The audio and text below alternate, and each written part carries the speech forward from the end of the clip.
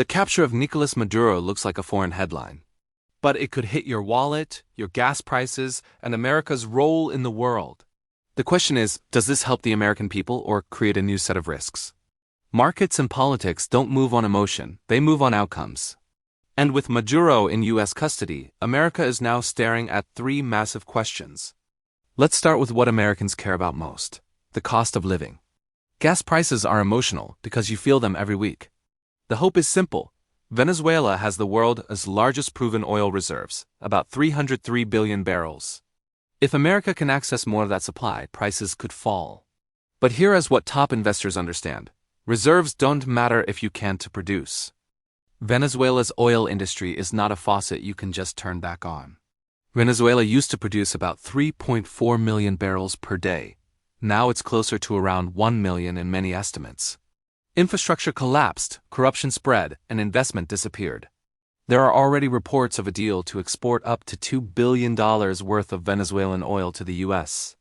But that's not a flood of cheap oil. It's a controlled test, so the honest answer is, you might get mild relief. But this won't instantly rewrite gas prices. The big drivers are still OPEC+, U.S. shale, refining capacity, and global demand. When a country collapses, people move. Venezuela's crisis has already fueled one of the biggest migration waves in the Western Hemisphere. If Venezuela stabilizes, migration pressure could ease over time. If it becomes chaotic with power struggles, migration could spike again. That hits U.S. cities, budgets, and politics. Maduro's capture isn't only about oil.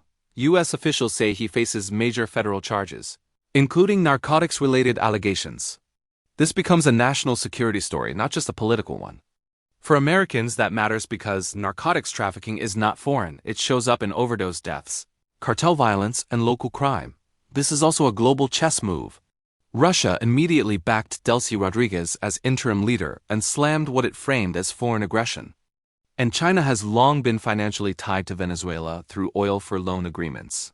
Any U.S. influence threatens that. When great powers compete, Americans feel it indirectly. Energy volatility, supply chain risk, and global instability. That's what investors track. Here's the top investor mindset. Don't react to headlines. Study second-order effects. Maduro's capture could eventually increase oil flow. But it also triggers debt negotiations, sanctions decisions, rebuilding costs, political instability, and geopolitical conflict. This is not a simple win. If you want the truth, watch three things over the next 6 to 12 months. If you want deep dives that connect world events to your economy, subscribe and turn on notifications. Reese from Powerful Individual would like to thank you for watching and encourage you to subscribe and hit that like button.